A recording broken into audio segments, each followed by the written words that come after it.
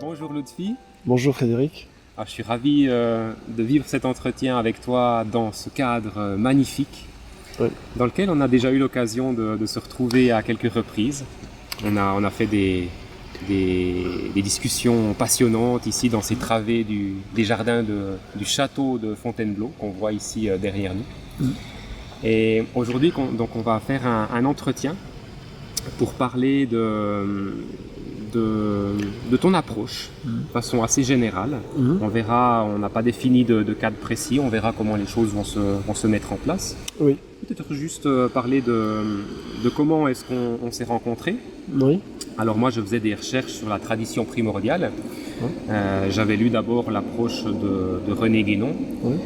Ensuite j'ai cherché un peu des avis divergents par rapport à cette philosophie guénonienne.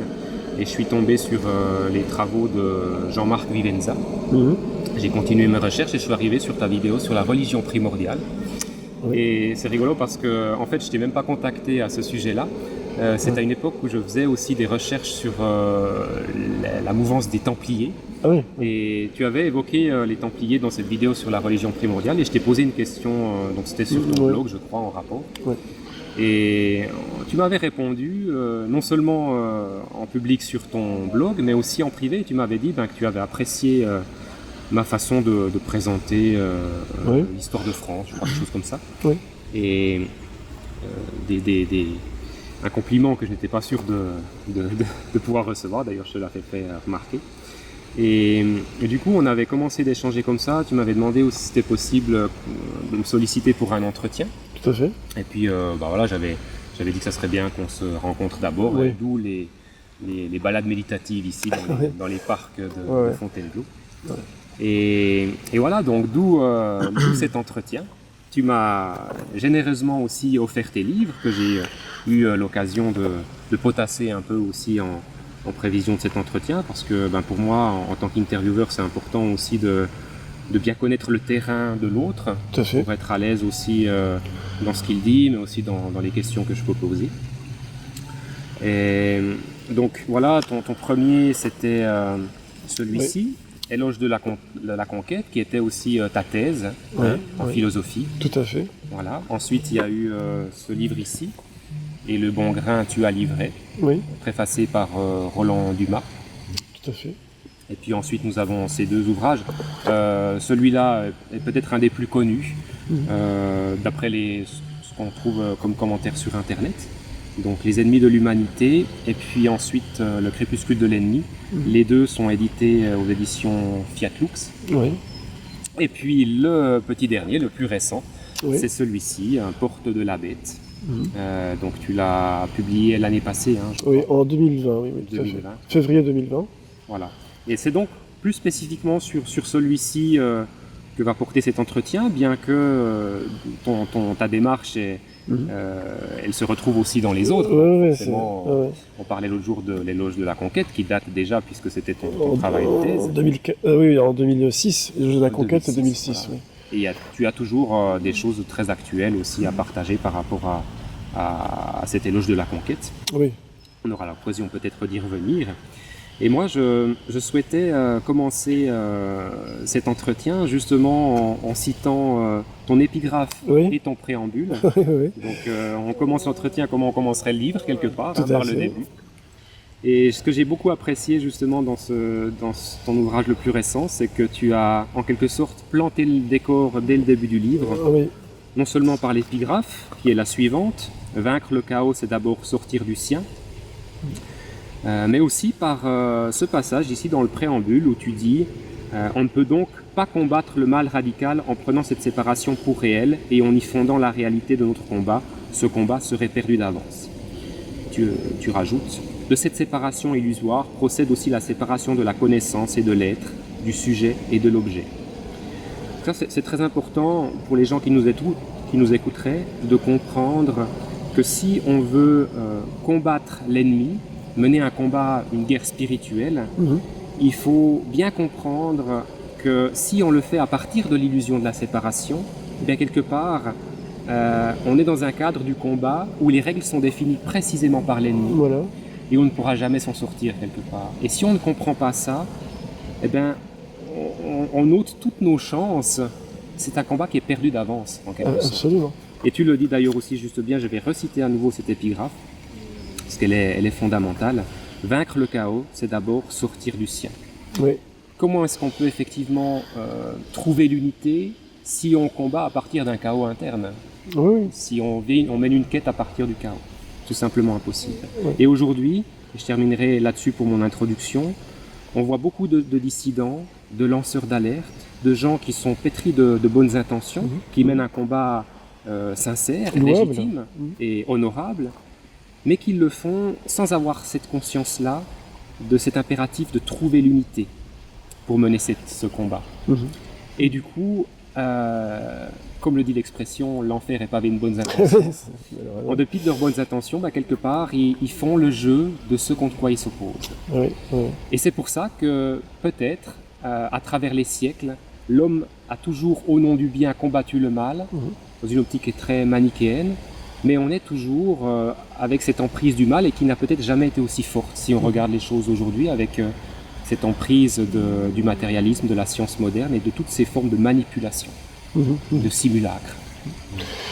Eh bien, en fait, si on veut remonter à l'origine des choses, effectivement, il y a un moment dans l'histoire de l'humanité où l'homme a été séparé, on pourrait dire, de l'unité primordiale.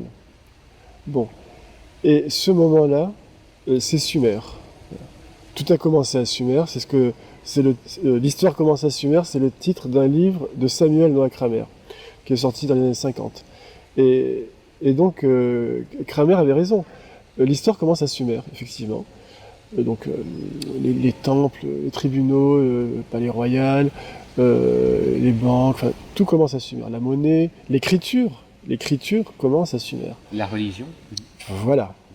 La religion, évidemment, commence à Sumer, donc les temples, les scribes, les prêtres, voilà. Et finalement, toutes les notions religieuses, métaphysiques, philosophiques aussi, ont été fixées à Sumer. C'est capital. C'est-à-dire que les grands thèmes de la métaphysique, etc., tout ça a été fixé à Sumer. Quand je dis fixé, c'est par écrit. Vous voyez ? Parce que on peut toujours parler, il n'y a pas de problème, mais les paroles s'envolent, et finalement, ce qui est fixé ne l'est que par l'écrit. Voilà.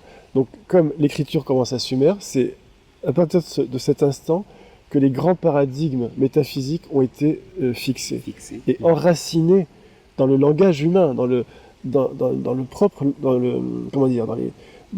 la syntaxe, dans la grammaire, tout ça a été fixé à Sumer. C'est capital. Et le grand paradigme sumérien, c'est quoi finalement? C'est que le chaos est primordial.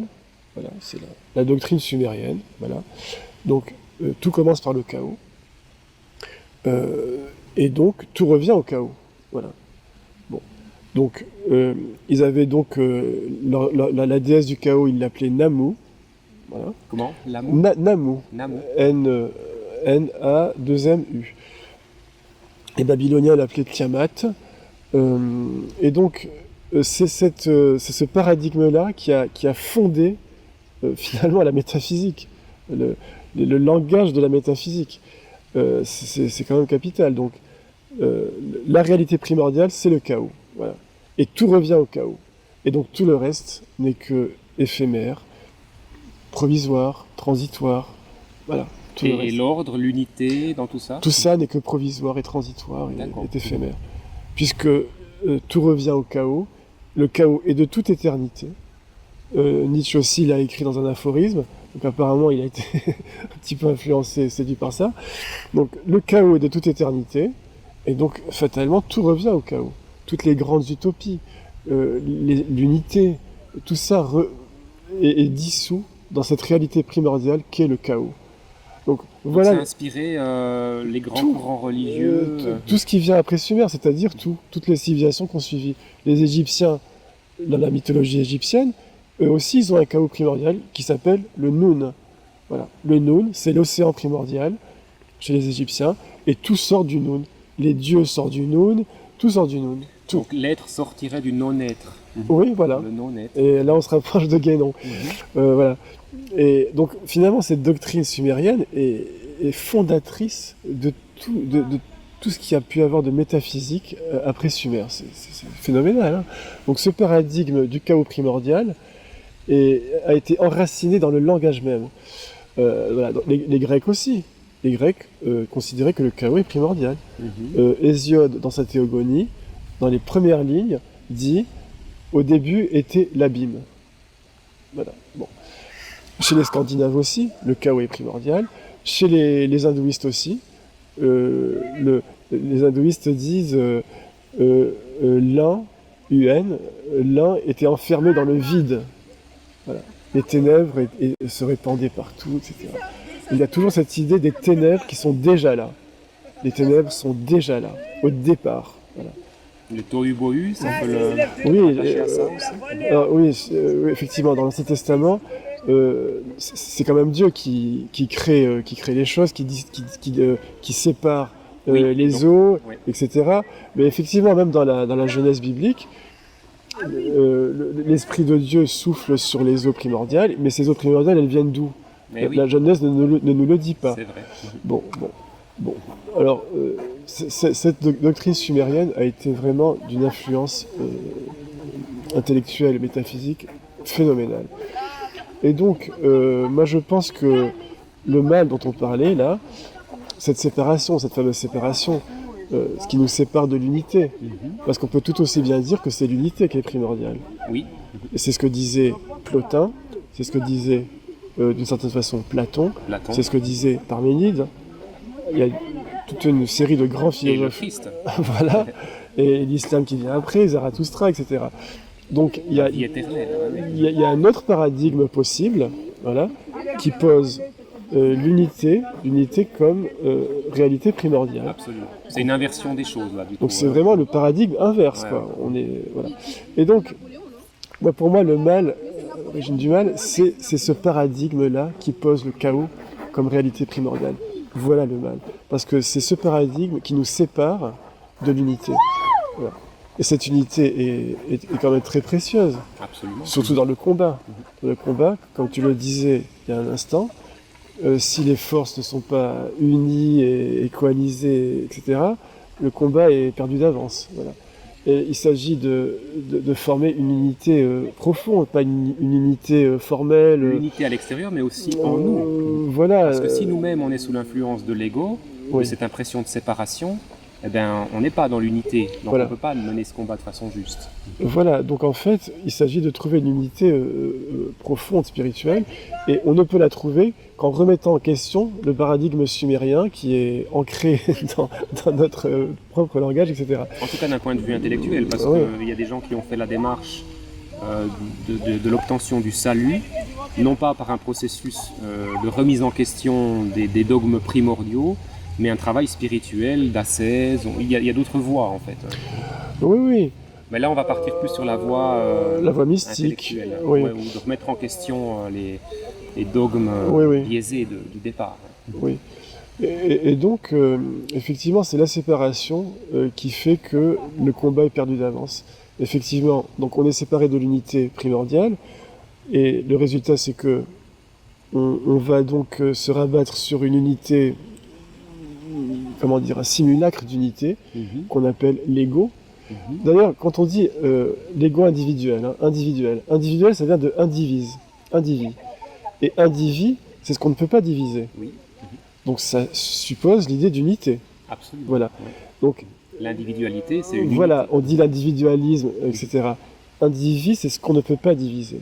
Donc c'est effectivement l'idée d'unité. Donc l'ego qui s'affirme, qui affirme son individualité, c'est un ego qui affirme son unité finalement. Absolument. Mais cette unité, je dirais qu'elle est éphémère, c'est un simulacre d'unité.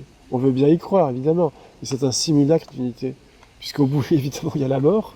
Voilà. Donc c'est un simulacre d'unité qui dure quelques années. Donc voilà. C'est une illusion, oui. Voilà, c'est une illusion d'unité. Et effectivement, donc nous ne sommes pas dans l'unité véritable. Et du coup, donc, le pas combat dans l'unité véritable, tu as dit. Voilà. Oui.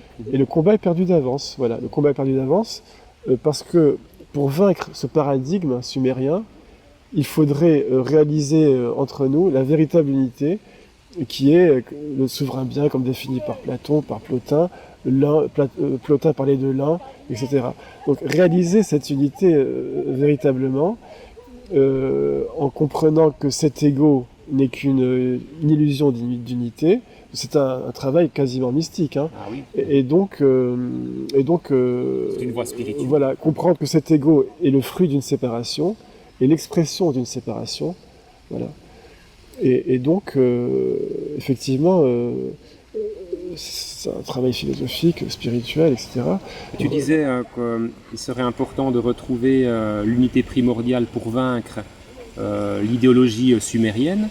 Non seulement cette idéologie-là, mais ses conséquences que l'on subit de plein fouet aujourd'hui, parce qu'on est dans ce chaos finalement, on en a les conséquences avec une exacerbation du matérialisme, de la science moderne. Et ça, est-ce que c'est pas finalement les aspects visibles de cette illusion primordiale, parce qu'on n'en vit pas les conséquences concrètement au travers de ces aspects-là? Oui, en fait, tout n'est que simulacre. La science nous promet donc le bonheur. La science nous promet qu'on va en finir avec les maladies. Nous promet même qu'on va en finir avec la mort. Absolument, le transhumanisme. Voilà, les transhumanistes. Le slogan des transhumanistes, c'est « faire mourir la mort ». C'est quand même, on ne peut pas plus clair que ça. Hein. Donc faire mourir la mort, c'est la promesse du serpent à Ève, c'est la même promesse. Mais cette promesse... pour faire de l'homme un dieu, on serait comme Dieu. Voilà, faire de l'homme un homme immortel, c'est ce que le serpent promet à Ève. Mange du fruit de la connaissance et tu seras immortel à l'égal de Dieu. Donc, effectivement, les promesses scientifiques sont merveilleuses. On va être immortel, etc. Et donc, c'est des promesses d'unité. Oui. L'homme qui est immortel, c'est l'unité accomplie. Voilà, l'unité accomplie. Et puis, quelque part, la jouissance de façon inconditionnelle, sans souffrance, c'est aussi la promesse d'unité, mais dans le simulacre. Voilà. Jouir à travers de l'ego, voilà. Pas au travers d'une conscience d'unité. Et c'est ça, c'est-à-dire que la jouissance sans limite, etc., c'est aussi une promesse d'harmonie. Ah oui. Voilà, on est en harmonie, absolument. On est immortel. On jouit de tout ce qui nous entoure, etc. Donc c'est l'harmonie parfaite, accomplie, réalisée. Donc effectivement, tout cela ne sont que des simulacres et d'harmonie, et d'unité, et de bonheur, et de vérité. Tout n'est simulacre, tout n'est que simulacre. La science ne fait que produire des simulacres, voilà. Il ne fait que ça. Voilà. Et le transhumanisme est vraiment ce sera l'apothéose. L'apothéose de tout cela. Et donc, le malheur de l'humanité, c'est que tout est simulable, finalement. C'est ça le très grand malheur de l'humanité. Tout est simulable. Le bonheur est simulable. Comme je le disais, l'unité est simulable, la vérité est simulable. Je ne sais pas, moi... l'immortalité de l'ego est simulable. Voilà, c'est terrible, quoi. La réalisation, l'épanouissement total, intégral de l'ego dans l'unité, c'est une simulation. L'harmonie est une simulation. Voilà, l'harmonie est simulable. Dieu en personne. L'idée de Dieu, la représentation. Voilà, Dieu est simulable. C'est-à-dire que, alors, ça c'est les poètes, etc. Ils disent que que celui qui simule le mieux Dieu, c'est Satan. Oui. Donc Satan est le génie, l'esprit qui se fait passer pour Dieu. Donc même Dieu est simulable. Et donc dans ce grand théâtre des simulations, eh bien, puisque tout est simulable, eh bien, l'humanité un peu sidérée, eh bien, elle y croit. Absolument. Elle y croit, puisque tout est reconstitué, tout est reconstitué, donc le théâtre est complet, tout est simulable. Donc on y croit. On prend des récits pour des longs termes et voilà. Tu parles de théâtre des simulacres et tu fais même le geste, ça fait penser à la caverne de Platon. Hein. Oui, tout à fait. Donc c'est un spectacle, un magnifique spectacle. Voilà, c'est comme si on allait au cinéma. On est pris par toutes ces belles images, etc. On y croit. Voilà. C'est un magnifique spectacle, mais ce n'est qu'un spectacle. Voilà. Ce n'est qu'un spectacle. effectivement, la caverne de Platon, c'est effectivement donc les ombres sont projetées sur un mur, et donc c'est un théâtre, on pourrait dire que c'est effectivement un spectacle, et tout le monde y croit vraiment, et ceux qui disent aux crédules que ce n'est qu'un théâtre d'ombre, et que la lumière est derrière, voilà. C'est le philosophe qui descend dans la caverne. Voilà, le philosophe qui descend et qui a averti les crédules. Eh bien, aujourd'hui, le philosophe est pris pour un fanatique, hein, parce qu'on est surpris. Il nous parle de lumière, de machin. Un gourou, un sectaire, voilà, un complotiste. Donc, qu'est-ce qu'il nous raconte? La réalité est là, devant nous. Tout est complet. Il ne manque rien à ce théâtre d'ombre. Il ne manque rien, puisque tout est simulable. Il ne manque rien. Donc, que nous raconte ce philosophe? Qu'est-ce qu'il nous raconte? Même la lumière est simulée. Même la lumière de l'unité, même cette lumière est simulée. Donc en fait, c'est ça le grand drame de l'humanité. Hein. Aujourd'hui, la science a fait de tels progrès qu'elle a réussi à proposer un simulacre de tout. Voilà le danger de la science, c'est qu'elle arrive à nous faire croire que tout est complet, par la technologie, voilà, qu'il ne manque rien, qu'il ne manque strictement rien, parce qu'elle a réussi à absolument tout simuler. Et c'est pour ça que les prisonniers, ils se rebellent, ils se rebiffent contre le philosophe qui veut les libérer, parce qu'ils disent mais on a tout finalement. Bien sûr. L'harmonie est là. L'harmonie est là. Tout est là. Ce bonheur, etc. Ils le plaisir. Ils ne comprennent pas. On fait tout pour notre santé, on nous donne des vaccins pour lutter contre les virus. Donc on est bien au fond de cette caverne. Voilà, on est très bien. On ne manque de rien. On ne veut pas en sortir. Voilà, on ne manque de rien. Et pourquoi il faudrait en sortir alors, de cette caverne? Parce que cette caverne, effectivement, c'est un spectacle qui paraît complet, etc. Mais c'est un spectacle éphémère. Voilà. C'est un spectacle éphémère. Voilà, ce n'est que de l'éphémère. Et alors évidemment, quand on dit aux gens que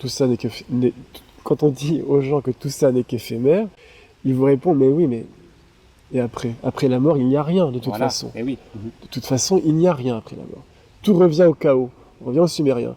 Tout revient au chaos. Tout revient au néant. Donc il ne croit plus à l'âme, à l'unité, à la vie éternelle. Il n'y croit plus. On n'a qu'une vie. Il faut en profiter. Et puis c'est tout. Il n'y a pas d'autres questions à se poser. Il n'y a rien après la mort, puisque la science ne nous a pas prouvé qu'il y avait peut-être quelque chose. Donc, puisque tout à la science. Voilà, puisque la science nous dit qu'il n'y a rien après la mort, c'est que c'est vrai. Voilà. Et donc il faut profiter de la vie. Et donc voilà, donc il n'y a plus de dialogue possible finalement. Il n'y a plus de dialogue possible. Et donc c'est un drame, c'est une tragédie épouvantable, quoi. Cette science toute puissante a réussi à briser le dialogue entre le philosophe et les crédules de la caverne. Ils ont totalement brisé tout dialogue, parce que effectivement cette idée de l'âme est devenue absurde, voilà. Et la science est là pour dire que c'est absurde, elle n'est là que pour ça. Pour dire que c'est absurde, l'âme, Dieu, etc., les esprits, les anges, etc. Tout ça, c'est pas de la science, c'est des superstitions. Voilà. Et donc, effectivement, si on leur dit à ces crédules qu'il faut sortir de la caverne, ils vont pas voir l'intérêt, finalement. Ouais, ils comprendront pas. Ils comprendront pas. Donc, en fait... Donc, le piège est redoutable. La séparation est extrême, là. Extrême. Donc, c'est ce que dit l'Apocalypse de Jean. L'humanité est séparée, voilà. Ceux qui auront le sceau de Dieu, ceux qui auront la marque de la bête, et on ne peut rien y faire. Je crois que ce texte est prophétique. On voudrait bien rétablir le dialogue, mais ce paradigme sumérien a fait son œuvre, la science a fait son œuvre, donc qu'est-ce qu'il faudrait? Il faudrait arriver à prouver que l'âme existe. Bon. Comment prouver que l'âme existe? Comment prouver qu'il y a une âme qui survit après la mort? Comment arriver à prouver ça? C'est impossible. C'est comme prouver Dieu, on ne peut pas. Et puis d'ailleurs, si on réussissait à prouver l'existence de l'âme ou de la vie éternelle ou de Dieu, ça voudrait dire qu'on peut l'encapsuler dans une idée.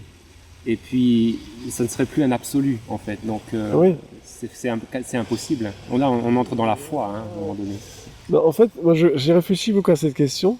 Le problème, c'est que ceux qui nous réclament une preuve, ils considèrent que cette preuve doit répondre à des critères Oui.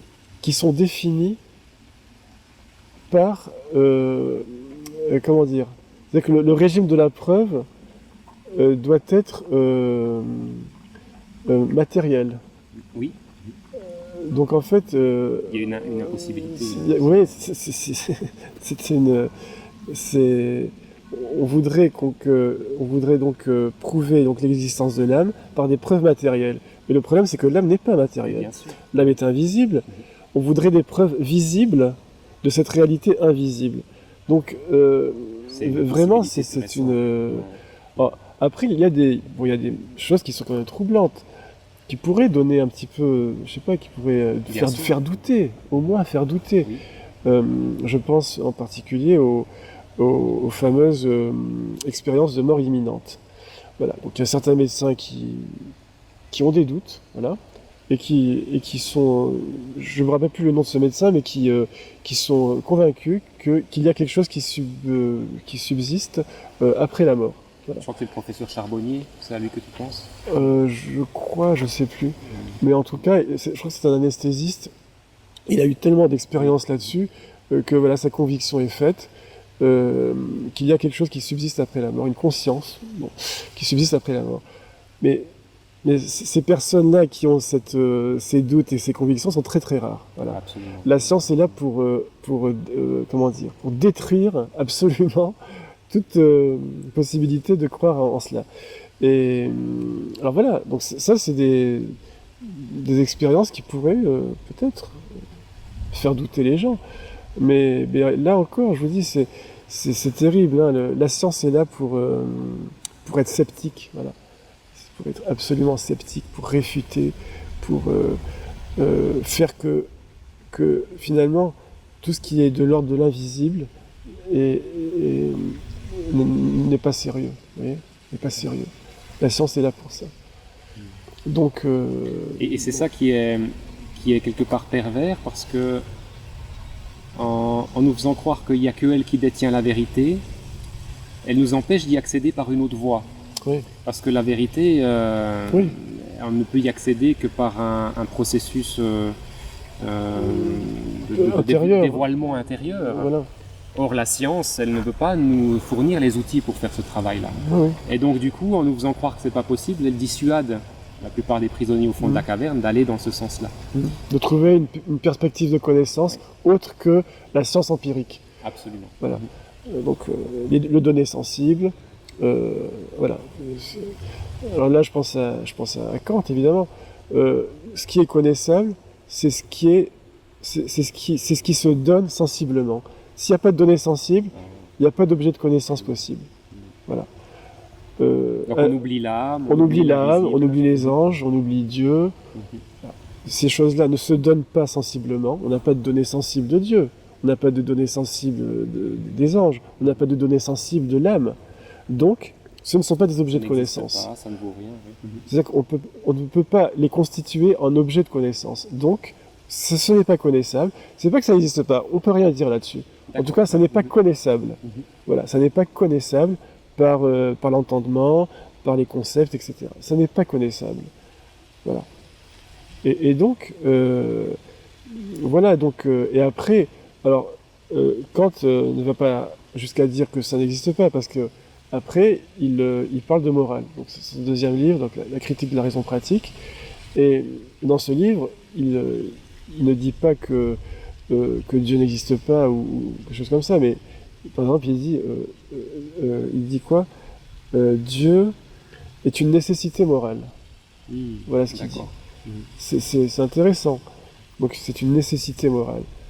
Donc, en fait, ceux qui ont vraiment détruit toutes ces notions, Dieu, l'âme, etc., c'est les néo-kantiens. Voilà. C'est eux qui ont vraiment détruit toutes ces intuitions. Hein. Voilà.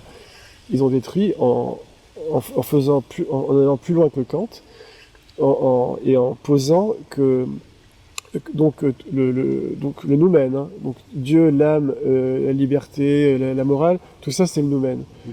Et donc ils ont supprimé le noumen, voilà, en disant bon, puisque c'est pas connaissable, bon, voilà, supprimons-le. Et donc pour les néo-kantiens par exemple, on pouvait faire de la morale une science. Donc tout ramener à la science, voilà. Et Kant s'était opposé à cela. Donc, durant toute sa vie, on ne peut pas faire de la morale une science. La morale, c'est autre chose que la science, c'est une intuition intérieure, etc. C'est un effort intérieur, une intensité. Donc ça n'a rien à voir avec la science. Vous voyez, en fait, cette séparation dont on parlait, elle s'est accentuée avec certains philosophes, avec la science, etc. Donc aujourd'hui... Certains auteurs disent que la science moderne, avec sa technologie, la machine, seraient les deux bêtes de l'Apocalypse. Oui. Et donc là, ça nous amène de façon assez facile dans la suite. Si on a mis le doigt sur le problème, donc ces sciences modernes qui nous maintiennent dans un simulacre, dans une illusion de l'harmonie, de l'unité, etc., qui nous fait perdre ce sens du sacré, qui ne nous donne pas l'envie finalement d'aller sur un véritable chemin spirituel pour renoncer à tous ces simulacres, eh bien, est-ce qu'on doit attendre le retour du Christ, ou est-ce qu'on peut nous-mêmes, à notre niveau, faire quelque chose pour préparer le terrain, ou je ne sais pas. Préparer la venue du Christ, ouais. La venue du Messie. Oui, c'est vrai que là, on est un petit peu désemparé, parce que finalement, les gens ne croient plus en l'unité, etc. Ils n'y croient plus parce que l'ego... Ils ne croient plus en l'unité, tu as dit ? Oui, en l'unité. L'ego individuel, bon, l'individualité, l'individualisme, tout ça. En fait, quand on analyse sémantiquement les choses, ça vient de indivi. Et indivi, comme son nom l'indique, c'est ce qu'on ne peut pas diviser. Donc, c'est l'unité. C'est l'unité primordiale qu'on ne peut pas diviser. Donc en fait, dans cette notion d'individu, d'individualisme, d'ego individuel, etc., eh bien, il y a cette illusion d'unité. Oui. Cette illusion d'unité. Donc l'ego qui s'affirme, l'individu qui s'affirme, eh bien, il affirme une unité. L'individu, hein, il affirme cet individu. Alors comment sortir de ce simulacre d'unité pour aller vers la vraie la véritable unité. Voilà, toute le défi. Tout l'enjeu est là. Voilà, tout l'enjeu est là. Alors comme je le disais tout à l'heure, sauf à faire des choses miraculeuses, et encore, hein, même en faisant des miracles, les gens diraient oui, mais il y a un truc, c'est de la magie, c'est terrible. Hein. C'est un prestidigitateur. Voilà, c'est un montage. Donc même en faisant des miracles, je suis même pas sûr qu'on arriverait à sortir les prisonniers de la caverne. Je crois que c'est ça comment dire, ça définit bien l'état de scepticisme absolu dans lequel on se trouve aujourd'hui, de négation absolue. C'est-à-dire que même s'il y a un ange qui se manifeste devant les yeux des sceptiques, hein, ils vous diront quand même, il y a quelque chose, il y a un truc. Ceci dit, ils essaieront de chercher derrière qu'il y a des choses. Donc, ceci dit, la vigilance est importante parce qu'il y a aussi l'antéchrist qui peut se présenter. Oui. Et il faut avoir du discernement. Voilà, oui, tout à fait. Et l'antéchrist, c'est le maître du spectacle, le maître des simulacres. Mais pour avoir du discernement, il faut être capable de discerner l'illusion du vrai. Et on en revient à cette notion de claire vision, de chemin intérieur. Et pour ça, il faut se purifier. Voilà. Oui. Il y a un travail de purification. Oui, c'est un chemin intérieur, une quête intérieure, qui effectivement, la science rigole de ça, parce que comment prouver quoi que ce soit quand on a une quête intérieure? Comment prouver quoi que ce soit? On ne peut rien prouver. C'est purement subjectif. C'est ça. Donc cette quête intérieure, on l'a ridiculisée, vous voyez. Donc en fait, c'est très difficile aujourd'hui d'être déterminé dans cette quête intérieure, de ne jamais lâcher le cap, etc. Mais c'est effectivement, comme tu l'as dit, la seule issue, le seul salut, voilà, le seul salut, donc entreprendre une quête intérieure, donc l'arbre de vie finalement. Et puis retrouver, travailler sur le cœur, voilà, passer la porte du cœur. Voilà le chakra du cœur, comme disaient les hindouistes, le chakra du cœur, et retrouver l'unité perdue. Voilà, retrouver l'unité perdue. Et ça, effectivement, c'est un chemin intérieur qu'on ne peut absolument pas présenter dans une université. Enfin, oui. C'est pas académique, hein, entre guillemets. Tu vas passer pour un hurluberlu. Voilà. Un illuminé. Voilà, ou alors c'est de la religion, donc ça n'a rien à voir avec la science. Voilà. C'est de la religion, donc ça n'entre pas à l'université. Est-ce que les deux sont conciliables? Est-ce que la science peut être conciliée à ce qui est de l'ordre du métaphysique, du subjectif, du métaphysique? Idéalement, oui. Idéalement, oui. Si la science n'était pas exclusivement portée à l'empirique, au visible, oui, la science pourrait être compatible avec les recherches intérieures, avec la méditation, avec tout ce qui est subjectif. Elle pourrait l'être. Science sans conscience n'est que ruine de l'âme, disait Rabelais. Donc ce qui veut dire que c'est pas incompatible si on y met la conscience de l'âme. Oui, si on... Mais il y a des scientifiques qui ne sont pas aussi bornés et qui observent des choses assez troublantes et qui donc ont des doutes et qui franchissent le Rubicon. Et donc voilà, et comme c'est un anesthésiste, donc voilà, il a observé les choses et puis finalement il a été convaincu qu'il y a une vie, qu'il y a une conscience après la mort.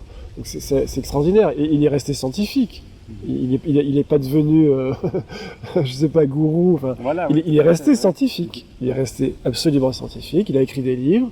Il a argumenté ses convictions avec des témoignages de son métier d'anesthésiste. Il a argumenté scientifiquement, je veux dire. Donc, idéalement, oui, il y a un pont. Moi, je pense que oui. La science pourrait nous éclairer sur cette quête intérieure. Il pourrait le faire, mais il y a une sorte de... Alors je vais pas dire conspiration, mais il y a une sorte de... je sais pas, d'idéologie dominante dans la science, qui fait que ce lien n'arrive pas et justement, aboutir. Cette idéologie dominante, au téléphone l'autre jour, tu me disais que tu en avais parlé. Je ne sais plus comment tu avais dit ça, la stratégie défensive, oui. La recherche de sécurité. Oui. Alors effectivement, oui. Donc ça, c'est une thèse que j'ai commencée en 2003, voilà, 2003-2004. Effectivement, à l'époque, j'avais identifié ce qui asservissait l'humanité, voilà. ce qui enchaînait l'humanité. Et selon moi, donc j'étais encore étudiant, selon moi c'était, bien justement, la science érigée en dogme. Voilà. Pour moi c'était ça l'ennemi. Hein, voilà. On parlait d'ennemi tout à l'heure, le mal, etc. Pour moi l'ennemi c'était cela. La science érigée en dogme, la science qui exclut toute autre perspective de connaissance, voilà, qui les disqualifie, qui les ridiculise comme superstition, etc. Et donc, le fait d'avoir, ce dogme-là exclusif, j'ai essayé donc de le comprendre, de le déconstruire, comme disait Derrida, de le déconstruire. Et donc, effectivement, dans cette thèse, j'en suis arrivé à la conclusion que la science exclusive répond à une logique sécuritaire, voilà, à une stratégie mentale de défense. Donc, lié à l'ego, en fait. Voilà. Donc l'instinct de vérité, l'instinct de vérification, plutôt.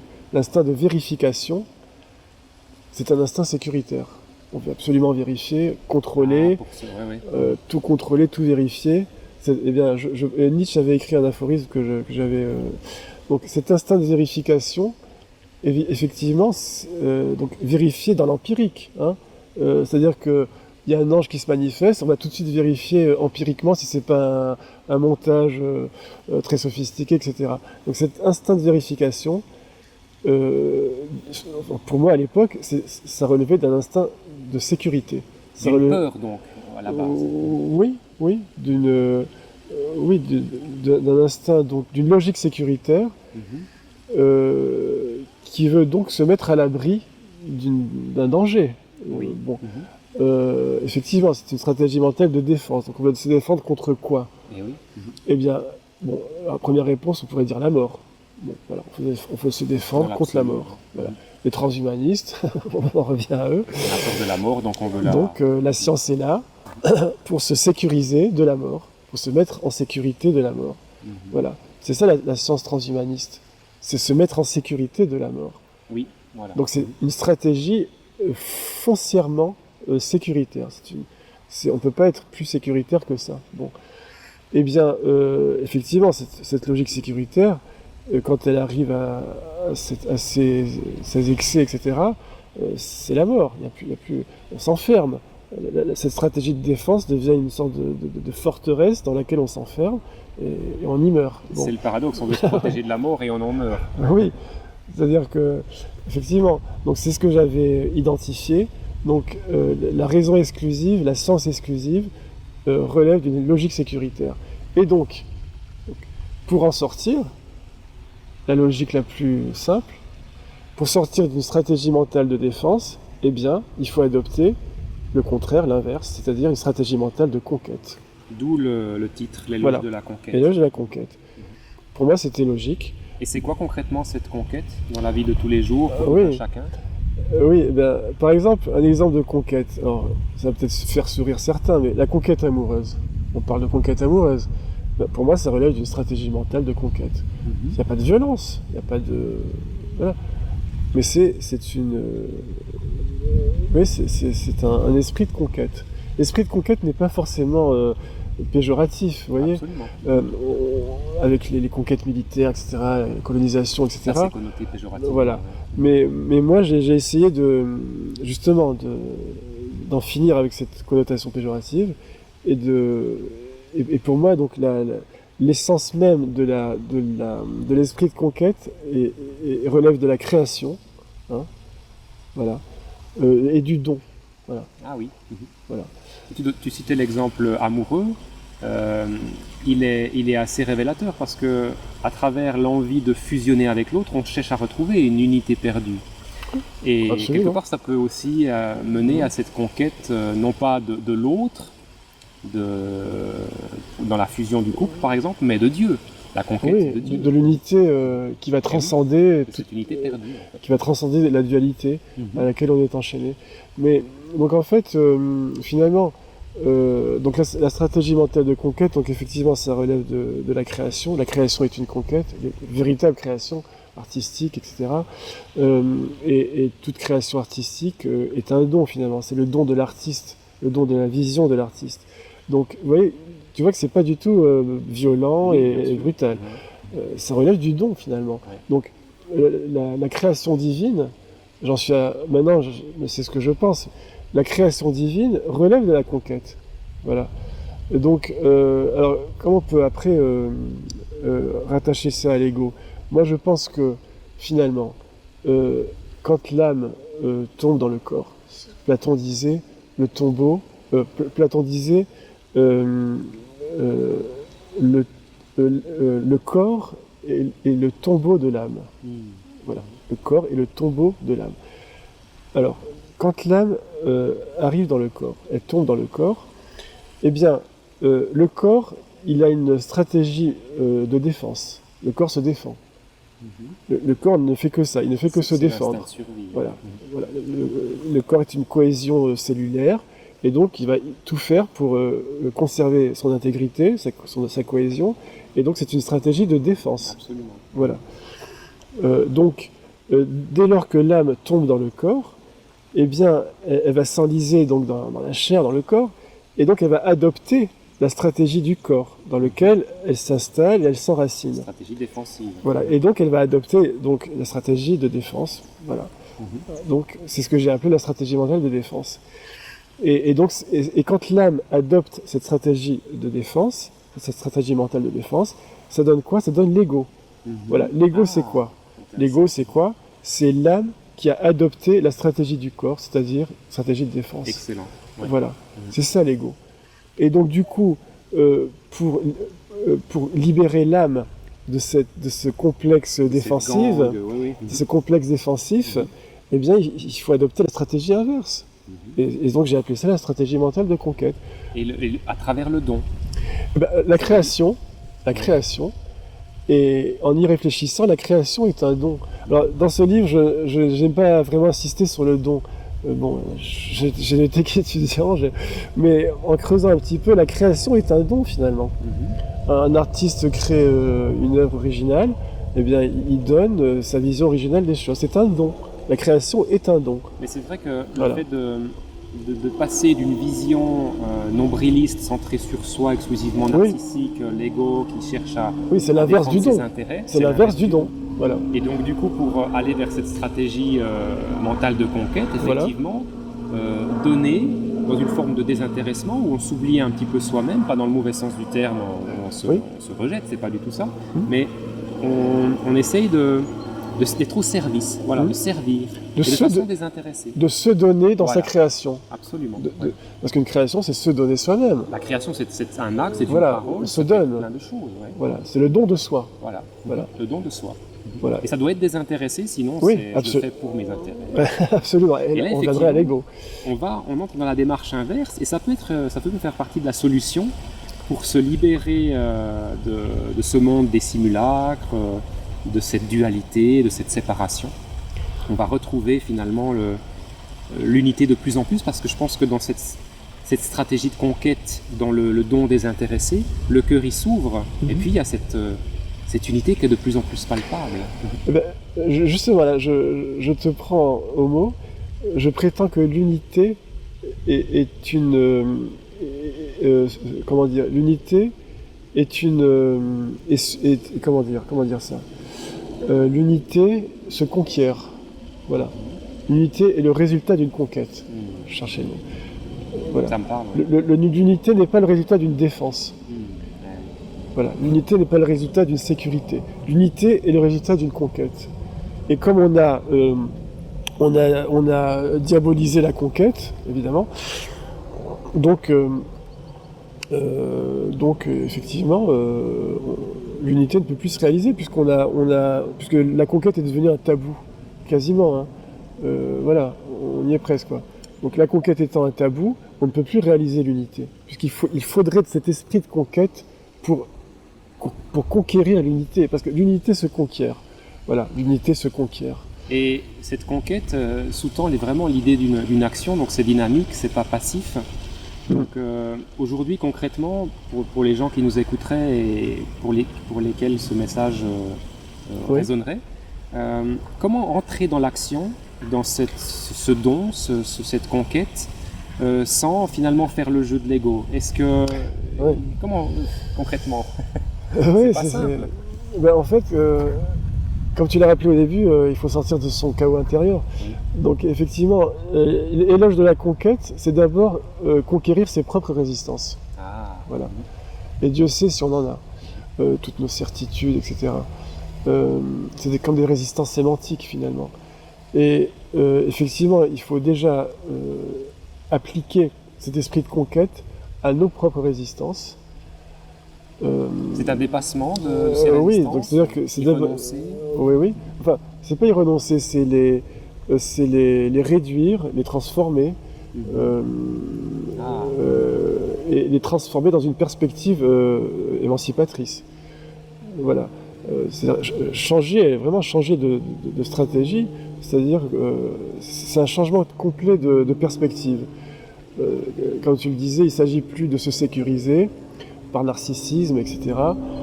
Il s'agit de se donner dans une conquête, donc c'est complètement différent.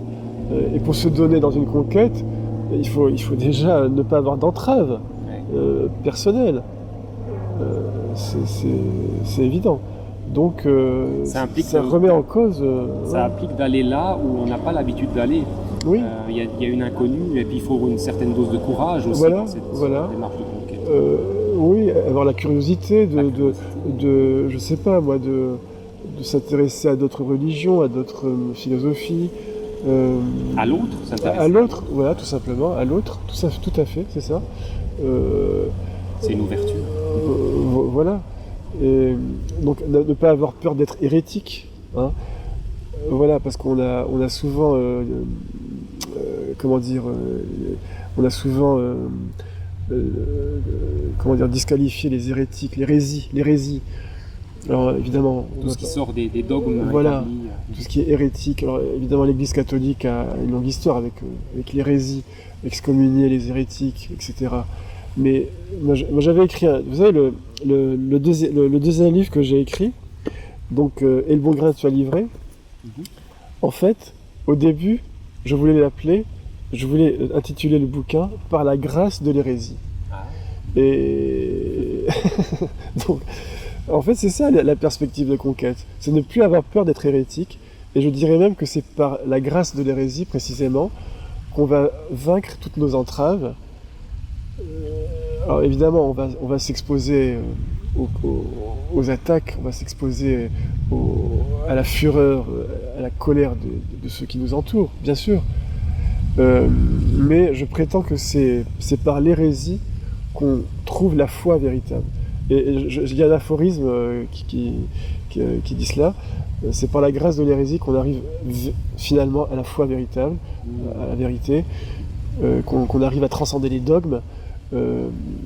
Donc c'est l'hérésie. Alors évidemment, l'hérésie peut nous faire basculer aussi, ouais. Peut nous faire basculer dans des choses terribles. Pardon. Il y a un juste milieu à trouver aussi. Mais il ne faut pas condamner l'hérésie systématiquement.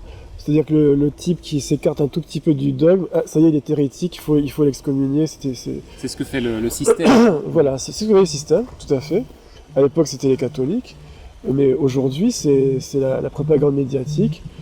Donc c'est devenu effectivement le procureur qui va dire si telle personne est hérétique, s'il faut l'excommunier, etc. L'excommunier médiatiquement et socialement finalement. Donc je prétends que c'est par l'hérésie effectivement qu'on peut donc remettre en question nos certitudes, qu'on peut surmonter le dogme, enfin les dogmes. Et voilà, ce qui demande aussi beaucoup d'observation de soi et de sincérité dans cette démarche, parce que bien sûr il y a les simulacres à l'extérieur, tout ce qu'on nous fait vivre dans cette caverne de Platon, dont le système est le théâtre, mais il y a aussi tous nos simulacres intérieurs. Et nos illusions, on y est identifié, et ça demande beaucoup de vigilance, d'honnêteté. C'est exactement le mot honnêteté que j'avais à la bouche. Effectivement, l'honnêteté vis-à-vis de soi. Absolument. L'honnêteté vis-à-vis de soi. L'examen de conscience, est-ce que je suis juste dans ce que je fais, pourquoi je le fais, quelle est l'intention. Ouais. Et ça, effectivement, aujourd'hui, comme on est dans la concurrence implacable, cette honnêteté profonde, elle passe à la trappe. Et le mot humilité, oui. Il est très important aussi. Il y a beaucoup même parmi les dissidents, les lanceurs d'alerte avec ces belles intentions, il y a beaucoup d'arrogance, de narcissisme, d'orgueil. Oui. Et c'est quelque part, on dénonce l'ennemi à l'extérieur, mais on se fait influencer par son idéologie. En étant orgueilleux, on épouse l'idéologie qu'on combat à l'extérieur. Voilà. Et on ne peut pas s'en sortir comme ça. Oui, en fait, oui, c'est ça. C'est-à-dire que c'est extrêmement subtil. Oui, l'examen de conscience, donc l'honnêteté profonde. Mais aujourd'hui, comme tout est médiatique, comme tout est image, donc on essaye de défendre son image médiatiquement. Donc on fait attention à ce qu'on dit sur les médias, ce qu'on dit sur nous. Et on essaie de s'ajuster. En fait, on est attentif à l'image, à notre image médiatique, mais très peu foncièrement à ce qu'on est au fond de nous-mêmes. Et donc, la forme prime sur le fond. Voilà, l'image médiatique prime sur ce qu'on est au fond de nous-mêmes, etc. Et donc finalement, cette dissidence médiatique, elle est c'est un prisme qui dévie le combat, voilà, qui dévie le combat. Le combat n'est pas réel, il est virtuel, finalement. Voilà. Tous nos efforts sont des véritables efforts, mais dès lors qu'ils passent par le prisme médiatique, virtuel, eh bien, c'est biaisé. Ça reste un combat virtuel. Ouais. Ça ne reste qu'un combat virtuel. Donc l'idéal, ça serait de... Alors évidemment, ça serait terrible, mais ça serait de couper toutes les connexions Internet. Et puis à ce moment-là, on se rendrait compte qu'il y a un combat réel à mener. Et peut-être que là, le rapport de force basculerait. Voilà. Parce que les réseaux virtuels, donc c'est très bien, d'accord, les réseaux virtuels, la dissidence, etc. Mais ce ne sont que des réseaux virtuels. Ceux qui nous combattent, ce sont des réseaux réels. Hein. Ce sont des réseaux réels. Ils ne sont pas sur Internet, ces réseaux.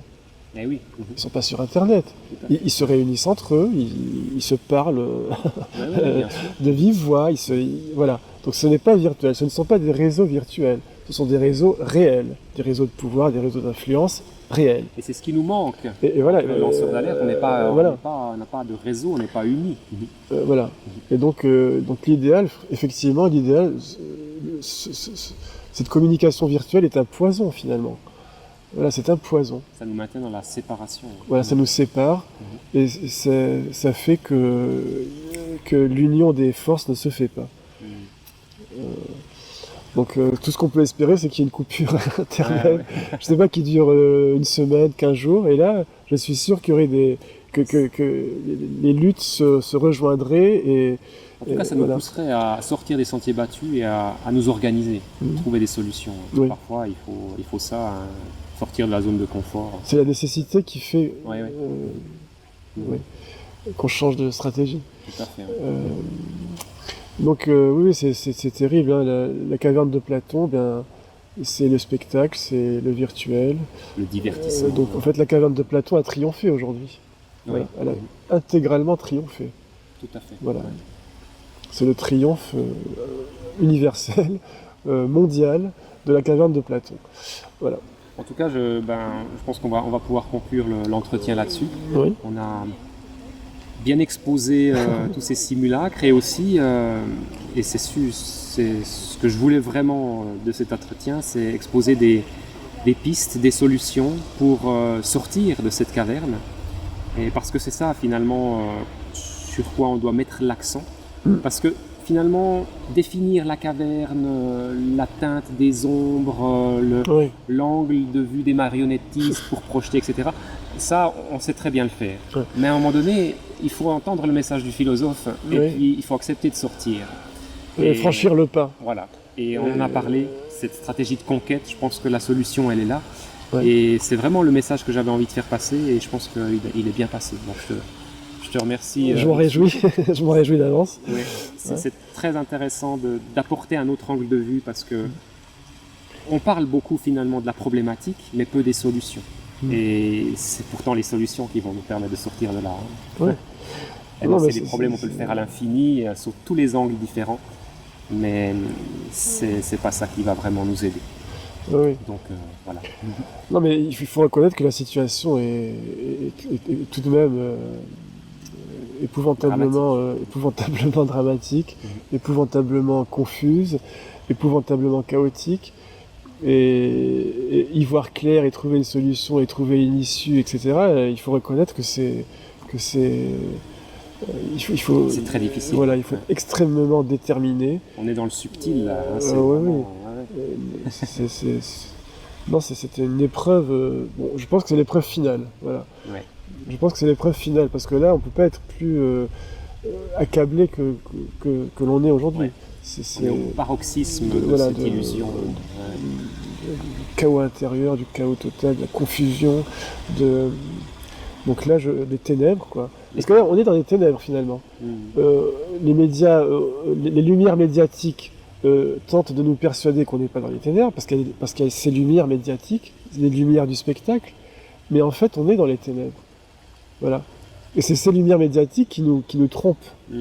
qui nous font croire que non, il y a de la lumière, il y a de la communication, c'est la fausse lumière. Voilà, il y a les informations qui circulent, etc. Donc c'est terrible, hein, effectivement, c'est un théâtre démoniaque, on pourrait dire ça. Mais il y a cette lueur, on l'a évoqué, et puis à chacun d'entre nous maintenant de la faire grandir. Oui, tout à fait. Pour dissiper ces ténèbres. Merci Lotfi pour cet entretien. C'est moi qui te remercie. J'invite les gens, je vais mettre l'adresse de ton blog, l'adresse de son site, de tes réseaux, là où tu es actif sur les réseaux sociaux. On mettra ça dans le descriptif de la vidéo, en commentaire épinglé également. Très bien. Et puis les gens qui s'intéresseraient à tes livres pourront aussi les retrouver via tes sites internet. Merci infiniment. Merci et à très bientôt.